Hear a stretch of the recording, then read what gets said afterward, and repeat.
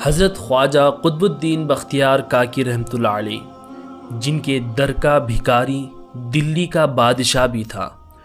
حضرت بابا قطب الدین بختیار کاکی جو سرکار غریب نواز کے سب سے بڑے خلیفہ اور آپ کے جانشین بھی تھے، جن کی بارگاہ دلی میں موجود ہے اور جو دلی کے شہنشاہ بھی ہیں۔ آج کی اس ویڈیو میں آپ حضرت بختیار کاکی کی پیدائش سے لے کر کے آپ کے وصال اور پھر آپ کے جنازے کا واقعہ، یہ مکمل چیزیں اس میں آپ سنیں گے۔ بڑی ہی مختصر انداز میں انشاءاللہ میں آپ کو بیان کرنے کی کوشش کروں گا، تو اس ویڈیو کو آپ اینڈ تک ضرور دیکھیں۔ حضرت خواجہ قطب الدین بختیار کاکی رحمۃ اللہ علیہ، جن کے در کا بھکاری دلی کا بادشاہ بھی تھا۔ حضرت بابا قطب الدین بختیار کاکی جو سرکار غریب نواز کے سب سے بڑے خلیفہ اور آپ کے جانشین بھی تھے، جن کی بارگاہ دلی میں موجود ہے اور جو دلی کے شہنشاہ بھی ہیں۔ آج کی اس ویڈیو میں آپ حضرت بختیار کاکی کی پیدائش سے لے کر کے آپ کے وصال اور پھر آپ کے جنازے کا واقعہ، یہ مکمل چیزیں اس میں آپ سنیں گے۔ بڑی ہی مختصر انداز میں انشاءاللہ میں آپ کو بیان کرنے کی کوشش کروں گا، تو اس ویڈیو کو آپ اینڈ تک ضرور دیکھیں۔ معزز ناظرین، السلام علیکم ورحمۃ اللہ وبرکاتہ۔ میں آپ کا میزبان محمد عامر قادری پھر سے ایک بہت ہی خاص درگاہ شریف کے ولاگ کے ساتھ۔ ناظرین، میں موجود ہوں دلی میں، اور دلی کے بارے میں آپ جانتے ہیں کہ دلی جو ہے انڈیا کا کیپٹل ہے، اور دلی میں جو سب سے بڑی درگاہ ہیں، جو سب سے بڑے بزرگ آرام فرما رہے ہیں، وہ ہے حضرت سیدنا قطب الدین بختیار کاکی رحمۃ اللہ علیہ۔ میرے پیچھے حضرت کا یہ نورانی گنبد آپ دیکھ سکتے ہیں، اور حضرت جو ہے خواجہ غریب نواز رحمۃ اللہ تعالیٰ علیہ کے خلیفہ اعظم ہیں۔ تو چلیے درگاہ شریف کے اندر چلتے ہیں، زیارت کرتے ہیں۔ جو بھی حضرت کے بارے میں مجھے ہسٹری پتہ چلتی ہے میں آپ کے ساتھ شیئر کرنے کی کوشش کروں گا، اور ہاں، آگے بڑھنے سے پہلے ویڈیو کو لائک کر دیں اور ہمارے چینل ویل آف اسلام کو سبسکرائب بھی کر دیں۔ دوستو، اس ویڈیو میں آپ حضرت خواجہ قطب الدین بختیار کاکی رحمۃ اللہ علیہ کی جو بھی ہسٹری، کرامتیں وغیرہ سنیں گے، وہ ان کتابوں کے حوالے سے میں بیان کرنے کی کوشش کر رہا ہوں۔ کتابوں کے نام ہیں فرہنگ آصفیہ، فوائد السالکین، ہشت بہشت۔ ناظرین، حضرت خواجہ قطب الدین بختیار کاکی رحمۃ اللہ علیہ کی پیدائش رمضان کی 2 تاریخ 1173 عیسوی یعنی 1173 عیسوی میں ایشیا کے ایک ملک کھیگستان کے ایک قدیم شہر اوش میں ہوئی، اس لیے آپ کے نام کے ساتھ اوشی بھی لکھا جاتا ہے۔ حضرت خواجہ قطب الدین بختیار کاکی رحمۃ اللہ علیہ سادات گھرانے میں پیدا ہوئے، یعنی آپ سید ہیں۔ آپ کی عمر ابھی صرف 1.5 سال کی ہی ہوئی تھی، اور آپ شیرخوار بچے ہی تھے کہ آپ کے والد صاحب کا وصال ہو گیا۔ آپ کے والد کا نام حضرت سید کمال الدین رحمۃ اللہ علیہ ہیں، پھر آپ کی والدہ نے ہی آپ کی پرورش کی۔ جب حضرت خواجہ قطب الدین رحمۃ اللہ علیہ کی عمر 4 سال 4 ماہ 4 دن کی ہوئی تو آپ کی والدہ نے چاہا کہ اب میرے بیٹے کی بسم اللہ خوانی کی رسم کی جائے۔ ناظرین، بسم اللہ خوانی کی رسم جو ہیں، جب اکثر بچوں کی عمر 4 سال 4 ماہ 4 دن کی ہوتی ہے تو یہ بزرگوں کا طریقہ رہا ہے، بڑے بڑے اولیاء کا طریقہ رہا ہے کہ اپنے بچوں کی بسم اللہ خوانی کی رسم کیا کرتے ہیں۔ اس میں اپنے دوستوں، رشتہ داروں کو، بڑے بڑے علماء کو، صوفیاء کو اس محفل میں جو ہے دعوت دی جاتی، اور کسی نیک شخص کے ہاتھوں سے اس بچے کی بسم اللہ خوانی کروائی جاتی، یعنی قرآن شریف اور الف با تا یعنی دینی تعلیم کی شروعات کروائی جاتی تھی، جس سے جو ہے بچے کے دل میں دین کی اہمیت اور علم دین کی اہمیت جو ہے یہ اجاگر ہوا کرتی تھی۔ یہ ہمارے بزرگوں کا طریقہ ہے۔ تو اسی طریقے سے جب حضرت خواجہ قطب الدین بختیار کاکی کی عمر 4 سال 4 ماہ 4 دن کی ہوئی تو آپ کی والدہ نے بھی چاہا کہ میرے بیٹے کی بسم اللہ خوانی کروائی جائے۔ تو اس وقت پتہ چلتا ہے کہ اوش شہر میں ایک عظیم بزرگ حضرت خواجہ معین الدین چشتی رحمۃ اللہ علیہ تشریف لائے ہیں۔ تو حضرت خواجہ قطب الدین بختیار کاکی کی بسم اللہ خوانی کروانے کے لیے خواجہ غریب نواز کو خصوصی دعوت دی جاتی ہے۔ پھر سرکار غریب نواز وہاں تشریف لاتے ہیں، اور سرکار کے آنے کی وجہ سے ایک بڑی محفل سج جاتی ہے۔ جب غریب نواز حضرت قطب الدین بختیار کاکی کو پڑھانے والے ہی ہوتے ہیں کہ اچانک رک جاتے ہیں۔ لوگوں نے عرض کی کہ حضور کیا ہوا، آپ نے پڑھایا کیوں نہیں؟ تو سرکار غریب نواز فرماتے ہیں کہ میں پڑھانا چاہتا ہی تھا کہ مجھے ایک آواز سنائی دی کہ اے معین الدین رک جاؤ، ابھی بغداد سے قاضی حمید الدین آنے والے ہیں، وہ اس بچے کو پڑھائیں گے۔ तो मैं इसलिए रुक गया। इतने में थोड़ी देर बाद हज़रत क़ाज़ी हमीदुद्दीन दहलवी वहाँ पर तशरीफ़ लाते हैं और हज़रत ख्वाजा क़ुतबुद्दीन बख्तियार काकी को आगे बिठा करके एक तख्ती पर अलीफ बा लिख कर के फरमाते हैं, बेटा इसको पढ़ो। मगर हज़रत कुतुब साहब जो हैं वो नहीं पढ़ते। काजी साहब ने पूछा कि बेटा क्यों नहीं पढ़ते हो? तो हज़रत बख्तियार काकी ने अर्ज़ की कि हुजूर आप तख्ती पर अलीफ बा नहीं बल्कि सुबहान अल्लाज़ी लिखे, मैं वहाँ से पढ़ने वाला हूँ। अल्लाहु अकबर। तो फिर काजी साहब ने पूछा, बेटे ये तो 15वें पारे की पहली आयत है, अभी अभी तो आपकी बिस्मिल्लाह ख़वानी करवाई जा रही हैं, आप 15वां पारा क्यों पढ़ना चाहते हैं? तो बख्तियार काकी रहमतुल्लाह अलैह ने अर्ज़ की कि हुजूर मैं बचपन से मेरी माँ को कुरान पढ़ते हुए सुन रहा हूँ। मेरी माँ जो है 14 पारों की हाफिज़ा है। रोज़ाना मेरी माँ जो है कुरान शरीफ की तिलावत करती हैं और मैं 4 साल से यही तिलावत सुनता आ रहा हूँ और अल्हम्दुलिल्लाह मुझे ये 14 पारे हिफ्ज़ हो गए हैं, याद हो गए हैं।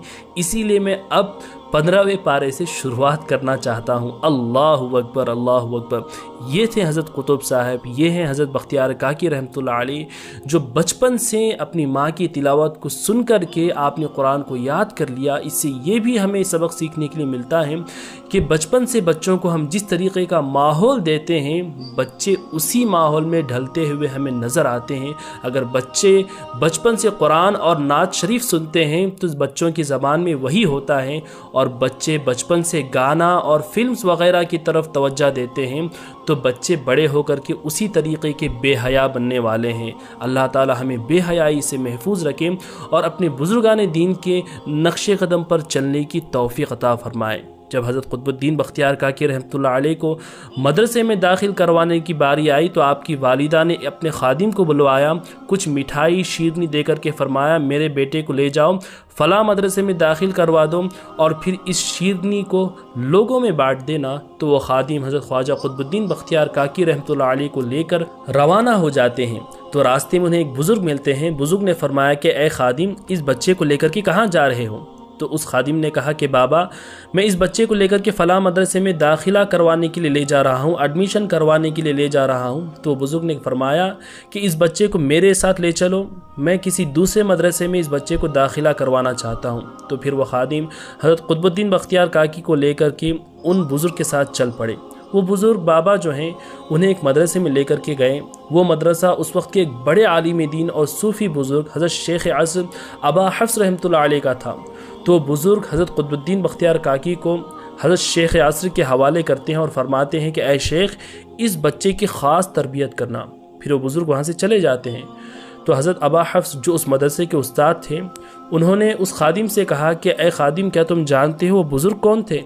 तो खादिम ने कहा, हुज़ूर मैं तो नहीं जानता। तो फरमाने लगे कि वो बुज़ुर्ग कोई और नहीं बल्कि हज़रत खिज़र अलैहिस्सलाम थे। उन्होंने मुझसे कहा कि क़ुतबुद्दीन को अपनी तरबियत में रखना, ख़ास तरबियत करना और इसकी तालीम पर पूरी तवज्जो देना, आगे चल कर के इसे बहुत बड़ी ज़िम्मेदारी अदा करनी है। अल्लाहु अकबर। जिसकी तरबियत पर हज़रत खिज़र अलैहिस्सलाम भी तवज्जो दें तो वो शख्स, तो वो बुज़ुर्ग कोई आम नहीं हो सकते, बल्कि वह हज़रत क़ुतबुद्दीन बख्तियार काकी हैं जो आगे चल कर के गरीब नवाज़ के खलीफा आज़म बनने वाले थे। अल्लाहु अकबर। जब आपकी तालीम मुकम्मल हो गई तो हज़रत क़ुतबुद्दीन बख्तियार काकी रहमतुल्लाह अलैह ने सोचा कि मुझे अभी रूहानियत हासिल करनी है, यानी मुझे किसी पीर की तलाश है, किसी शेख की तलाश है, कोई ऐसे पीर मुझे मिल जाए जो मारिफत की मंजिल मेरे लिए आसान कर दें। तो हज़रत क़ुतबुद्दीन बख्तियार काकी रहमतुल्लाह अलैह को हज़रत खिज़र अलैहिस्सलाम से मुलाकात करने के लिए एक दुआ आपको आती थी। तो आप मस्जिद में गए, इशा की नमाज़ अदा करने के बाद मस्जिद की मीनारे के ऊपर आप खड़े हो जाते हैं, क्योंकि ये दुआ को किसी ऊंची जगह पर खड़े होकर के ही पढ़ना था। तो आप मस्जिद के मीनारे पर खड़े होकर के वो दुआ पढ़ते हैं, जिससे पढ़ने से हज़रत खिज़र अलैहिस्सलाम से मुलाकात की जा सकती थी। अब वो दुआ किताबों में नहीं आई है, वरना मैं भी आपको वो दुआ बता देता।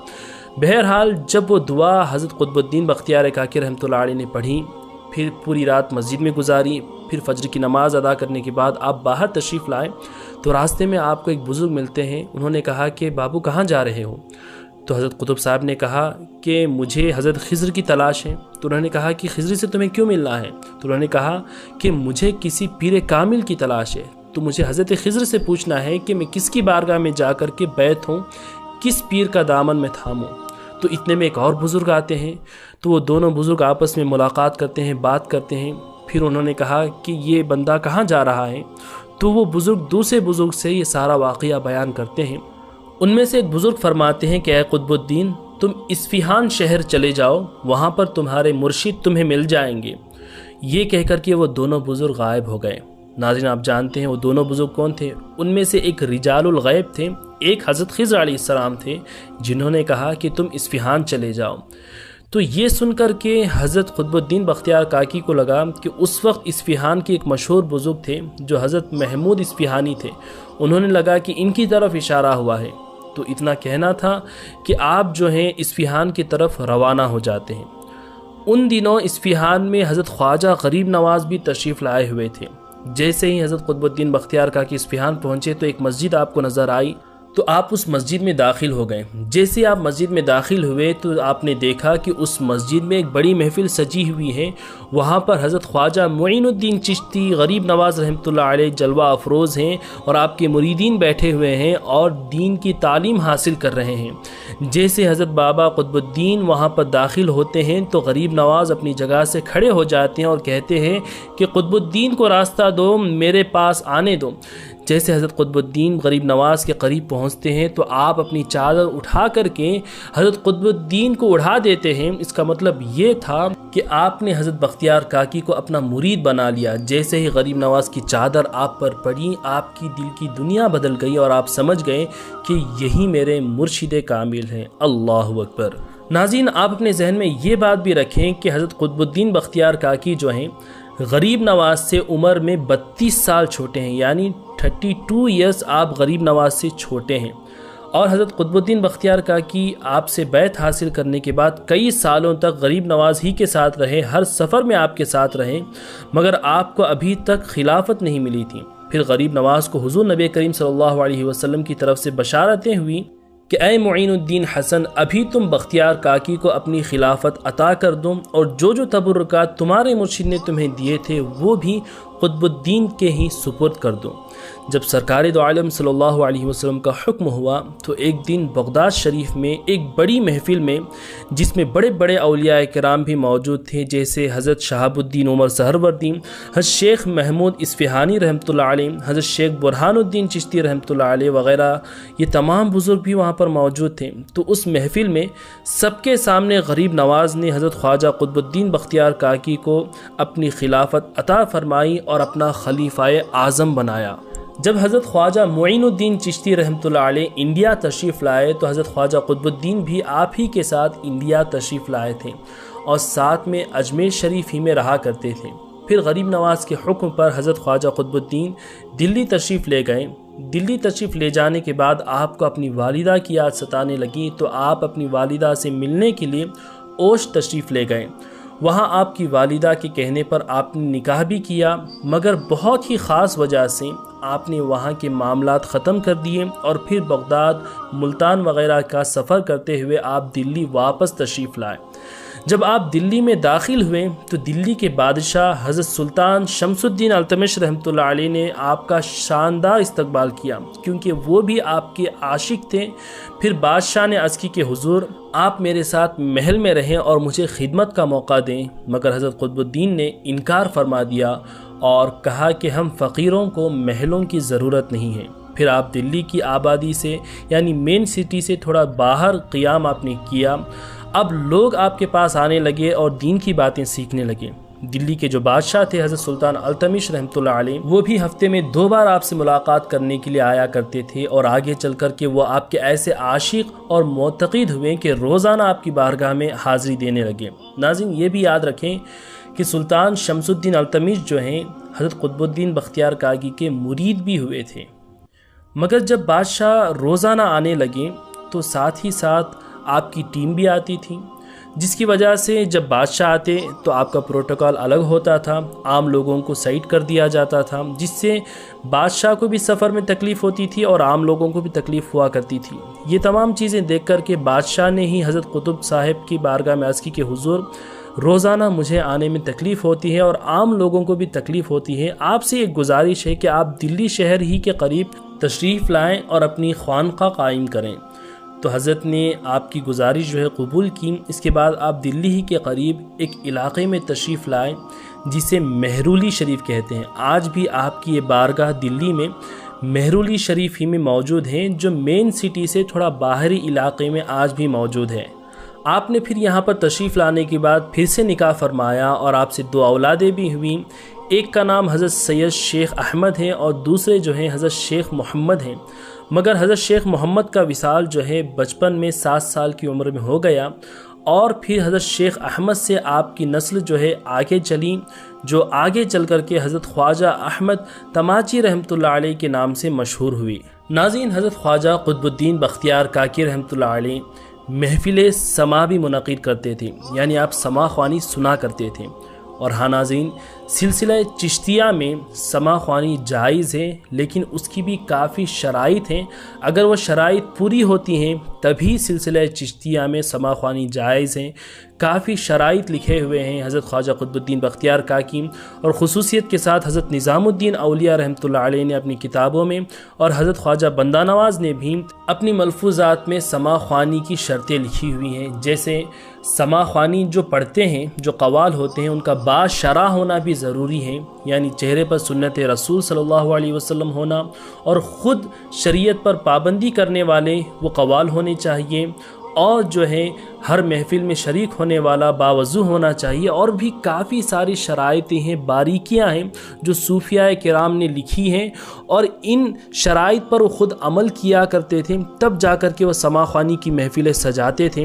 اور آج کل جو قوالیاں ہو رہی ہیں، اور ان قوالیوں کو بزرگوں کا نام لے کر کے کہا جا رہا ہے کہ بزرگ بھی قوالی سنا کرتے تھے، تو آج کل کی جو قوالیاں ہیں اور جو بزرگ قوالی یعنی سما خوانی کیا کرتے تھے، ان میں زمین آسمان کا فرق ہے۔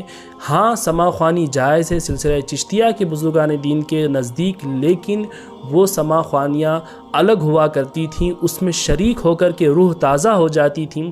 لیکن آج کی قوالیوں کو دیکھ کر کے بے حیائی عام ہو رہی ہے، جس میں مرد اور عورتوں کا میلہ لگتا ہے، اور یہ چیز دیکھ کر کے بھی بڑا افسوس ہوتا ہے مجھے کہ آج کل جاہل قسم کے لوگ جو درگاہ کے ذمہ دار بن کر کے بیٹھے ہیں، اور عرس کے موقع پر لڑکا اور لڑکی جو قوالن ہوتی ہے، ان دونوں میں مقابلے کروائے جاتے ہیں، بے حیائی کے اشعار پڑھے جاتے ہیں اللہ کے ولی کی بارگاہ میں، اور ایسی بے حیائی دیکھنے کے لیے ہمارے سنی نوجوان بڑی تعداد میں جاتے ہیں اور بڑا انجوائے کرتے ہیں۔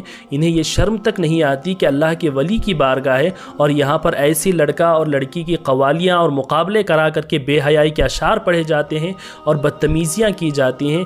اللہ ایسے لوگوں کو ہدایت دے، اور آپ سے گزارش ہے کہ ایسی ناجائز قوالیوں کو صوفیاء کرام کی مقدس سما خوانی سے جوڑنے کی ہرگز کوشش نہ کی جائے۔ اللہ اکبر۔ جب حضرت خواجہ قطب الدین بختیار کاکی کی خانقاہ میں سما خوانی کی محفل سجتی تو لوگوں میں وجد آ جاتا، ایمان کی حرارت پیدا ہو جاتی، لیکن اس وقت کے کافی علماء اور فتنہ پسند قاضیوں نے جو ہے اس پر بھی انگلی اٹھانے کی کوشش کی۔ آپ جو یہ سما خوانی کرتے ہیں، یہ شریعت میں کہاں تک جائز ہیں؟ تو جب یہ بات حضرت خواجہ قطب الدین بختیار کاکی کے کانوں تک پڑی تو آپ نے جو ہے اس وقت کے تمام قاضیوں کو دعوت دی اور بلوایا، اور پھر ان کی موجودگی میں سما خوانی کی محفل کو سجایا۔ جب سما خوانی شروع ہوئی، جب اس وقت کے باشرہ قوالوں نے قوالی پڑھی، سما خوانی پڑھی، تو وہاں پر موجود علماء اور قاضی جو اس چیز کو ناجائز کہا کرتے تھے، ان کو بھی وجد آ گیا، وہ بھی کھڑے ہو کر کے رقص کرنے لگے۔ اللہ اکبر۔ جب یہ محفل ختم ہوئی تو قاضیوں نے یہ فیصلہ کیا کہ یہ جو حضرت قطب صاحب کی بارگاہ میں یہ چیز ہوتی ہے، یہ سما خوانی، یہ ان کے نزدیک بالکل جائز ہے، اور یہ جو طریقے پر عمل کرتے ہیں یہ بالکل جائز ہے، اسے غلط کہنا یہ درست نہیں ہے، اور یہ ان کے معاملات جو ہیں بالکل درست ہیں۔ اللہ اکبر۔ تو اس وقت کی اس محفل سما ایسی مقدس ہوا کرتی تھی کہ ایمان کے رنگ میں اور گہرائی پیدا ہو جاتی تھی، اور علماء اور قاضی بھی اس چیز کو صحیح کہتے ہوئے ہمیں نظر آیا کرتے تھے۔ ناظرین، جب حضرت بختیار کاکی رحمۃ اللہ علیہ اپنے پیر و مرشد سرکار غریب نواز سے آخری ملاقات کرنے کے لیے اجمیر تشریف لے گئے تو اس وقت غریب نواز اپنے بستر مرض پر لیٹے ہوئے تھے۔ اس وقت جب قطب صاحب آپ سے ملاقات کے لیے تشریف لے جاتے ہیں تو غریب نواز اٹھ کر کے بیٹھ جاتے ہیں۔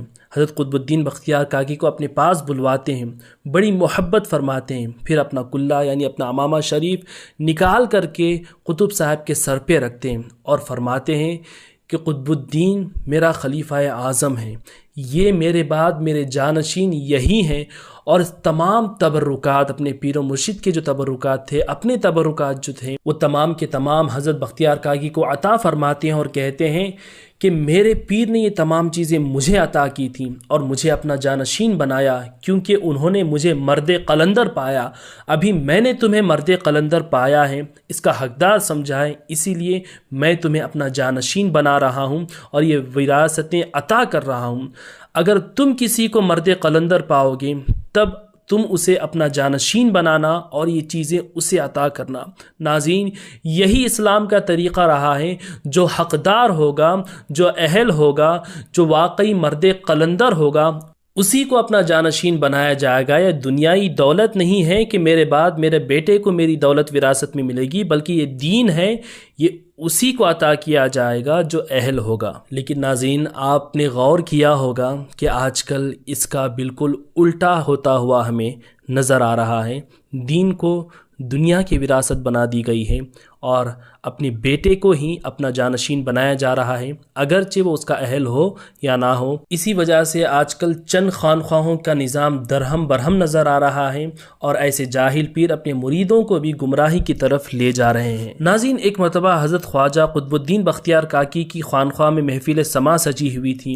قوال صلاح الدین اور قوال نصیر الدین جو ہیں قوالی پیش کر رہے تھے اور سرکار قطب الدین بختیار کاکی اور آپ کے مریدین اس سما خوانی کو سماعت کر رہے تھے۔ جب قوال اس شعر پر پہنچے، کشتگان خنجر تسلیم را ہر زماں از غیب جانے دیگر است، جب یہ شعر پڑھا تو حضرت قطب صاحب جو ہے وجد میں آ گئے۔ آپ کے وجد کو دیکھ کر کے قوالوں کو حکم دیا گیا کہ ان اشعار کو بار بار پڑھا جائے۔ جب قوال یہ مصرع پڑھتے، کشتگان خنجر تسلیم را، آپ کا جسم اوپر اٹھ جاتا تھا، اور جب قوال دوسرا مصرع پڑھتے، ہر زماں از غیب جانے دیگر است، آپ کا جسم جو ہے نیچے تشریف لاتا، اور یہ حال جو ہے تھوڑی دیر تک چلتا رہا، اور اسی حالت میں محفل سما میں حضرت خواجہ قطب الدین بختیار کاکی رحمۃ اللہ علیہ پردہ فرما گئے اور اس دنیا سے تشریف لے گئے۔ آپ کی وصال کے بعد آپ کا جنازہ جو ہے دلی کے ایک بڑے میدان میں رکھ دیا گیا، اور اس جنازے میں تمام دلی کے لوگ، آس پاس کے لوگ، لاکھوں لوگ جمع ہو گئے، تمام صوفیاء، تمام علماء، تمام قاضی اس وقت اس محفل میں جمع ہو گئے، اور دلی کے جو بادشاہ تھے اور حضرت کے جو مرید تھے سلطان شمس الدین التمش، وہ بھی جنازے میں شامل ہوئے۔ اب یہ دیکھ رہے تھے کہ کون جنازہ پڑھائے گا، اتنے میں آپ کے حضرت قطب الدین بختیار کاکی کے ایک مرید خاص، ایک خادم خاص وہاں پر آتے ہیں، ایک بہت بڑا دستاویز نکالتے ہیں، وہ حضرت کی وصیت تھی۔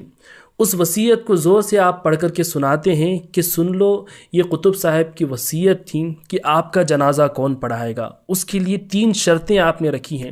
پہلی شرط یہ ہے کہ وہی شخص آپ کا جنازہ پڑھائے گا جس نے کبھی گناہ کبیرہ نہ کیا ہو، جس نے کبھی بڑا گناہ نہ کیا ہو۔ دوسری شرط یہ ہے کہ فرض نمازوں کے علاوہ اس کی کبھی عصر کی نماز سے پہلے جو 4 رکعت سنت غیر مؤکدہ ہو، وہ سنتیں بھی کبھی قضا نہ کی ہوں۔ تیسری شرط یہ تھی کہ ان کی کبھی تکبیر اولیٰ یعنی جماعت سے پہلے جو تکبیر پکاری جاتی ہے، جماعت تو دور کی بات ہے، جس کی تکبیر بھی قضا نہ ہوئی ہو۔ اللہ اکبر! یہ 3 شرطیں تھیں، اور یہ شرطیں سن کر کے اس وقت کے بڑے بڑے صوفیاء، بڑے بڑے علماء، بڑے بڑے حفاظ اور قاضی لوگ بھی آگے نہیں آئے۔ جب کوئی آگے نہیں بڑھا تو مجبوراً حضرت خواجہ قطب الدین بختیار کاکی کے مرید خاص، بڑے محبوب مرید، جو دلی کے شہنشاہ بھی تھے، جو دلی کے بادشاہ بھی تھے، حضرت سلطان شمس الدین التمش رحمۃ اللہ علیہ آگے تشریف لاتے ہیں اور فرمانے لگتے ہیں کہ میرے پیر دنیا سے جاتے جاتے میرا راز جو راز تھا اسے کھول کر کے چلے گئے۔ الحمدللہ آج تک میں نے کبھی کبیرہ گناہ نہیں کیا ہے، اور فرض سنتوں کے علاوہ عصر کی سنت غیر مؤکدہ بھی مجھ سے کبھی قضا نہیں ہوئی ہے، اور کبھی میری 5 وقتہ جماعت نہیں چھوٹی، یہاں تک کہ تکبیر اولیٰ بھی مجھ سے قضا نہیں ہوئی ہے۔ اللہ اکبر! ناظرین، یہ تھے دلی کے بادشاہ جب یہ اللہ کے ولی کی بارگاہ میں آتے ہیں تو یہ بھی اتنے نیک بن جاتے ہیں کہ اولیاء کی صفتیں ان میں ہمیں نظر آتی ہیں۔ اللہ اکبر۔ اور پھر حضرت سلطان شمس الدین التمش رحمۃ اللہ علیہ نے حضرت خواجہ قطب الدین بختیار کاکی کی نماز جنازہ کو پڑھایا، اور دلی کا جو سب سے بلند مینار ہے جو آپ ابھی اسکرین پر دیکھ سکتے ہیں، اس مینار کو حضرت کی نسبت دیتے ہوئے قطب مینار اس کا نام رکھا گیا تھا۔ ناظرین، حضرت خواجہ قطب الدین بختیار کاکی رحمۃ اللہ علیہ کی درگاہ شریف کا عرس ہر سال ربیع الاول کی 14 تاریخ کو منایا جاتا ہے، یعنی میلاد النبی کے 2 دن بعد آپ کی درگاہ کا عرس شریف بڑے ہی شان اور شوکت کے ساتھ منایا جاتا ہے۔ دنیا بھر سے لوگ آپ کی بارگاہ میں حاضری دینے کے لیے آتے ہیں۔ اللہ سے دعا ہے کہ اللہ تعالیٰ آپ کو بھی اس مقدس بارگاہ کی حاضری نصیب فرمائے۔ ناظرین، آپ کو یہ ویڈیو کیسا لگا کمنٹ کر کے مجھے ضرور بتائیں۔ اس ویڈیو کو اپنے دوستوں اور رشتہ داروں میں زیادہ سے زیادہ شیئر کر دیں، اور ہمارے چینل